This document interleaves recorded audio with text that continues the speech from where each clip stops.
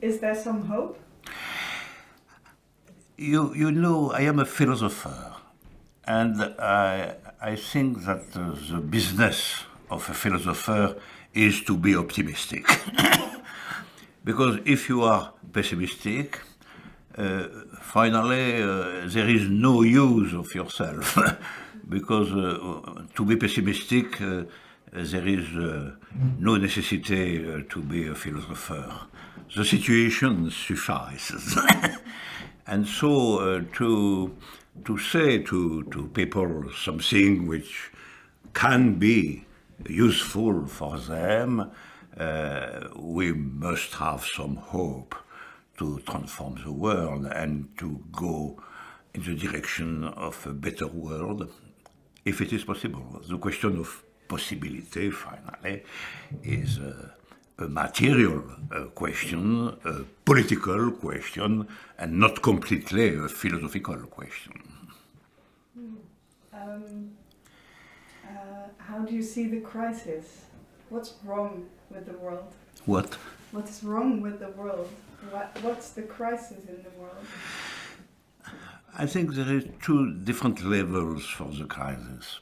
There is an objective level, which is the crisis of capitalism today, the financial crisis and all that. And I think there is also a subjective crisis, which is not immediately the same thing. There is something like disorganization of life, disorganization of thinking, an obscure vision of the future. I think this is the most important point, because for all young women and men in the world today, the future is really obscure. Can we continue as now? It's not really exciting. Can we invent something really different? But it's not unclear. It's unclear. All the politicians, all the governments and so on have only the idea to continue, to continue if it is possible. But to continue only is to repeat, if you want, the situation is not really a good future for young men and women of today. So the philosopher had also to say, okay, there is a crisis, but if we cannot modify immediately the objective crisis, because we are not so powerful to do something like that, we can modify the subjective level of the crisis and to propose new ideas, new vision, new forms of life for humankind.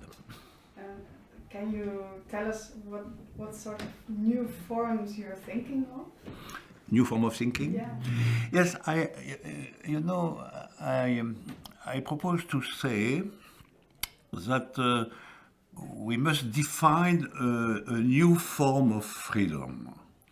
I think freedom today is largely the freedom to buy something, or the freedom to have money, or the freedom to do what we want when we have the money to do. And so the freedom of today is in fact a sort of material freedom which is on strong dependency of the situation, of the crisis and so on. And so maybe we must search and find another definition of freedom which is much more at the subjective level and on the side of creation, if you want, on the side of the possibilities of mankind as such, and in the field of new forms of political organization, new artistical creations, new inventions, new style of life, if you want. And it's a general direction. To propose a new definition of freedom, that's the formal one, a definition today, which is a mixture of materialism, to have money, and to representative vision of politics. We have some governments and so on, but all that cannot define really freedom for today.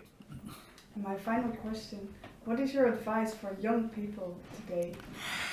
I think for young people today, my goal is first to transmit my experience.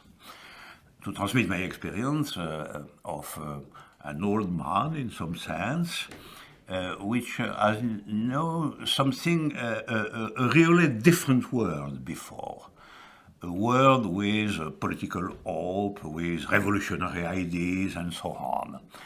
And first to transmit that sort of experience, to understand clearly that all different subjectivities can exist today, because it was not so many years ago, it was some 10 years ago, 20 years ago, 30 years ago. We have different subjectivities. It's the first point, the transmission. After all, when we have an experience, we must transmit to young women and men. And after that, to reconstruct the possibility to be optimistic.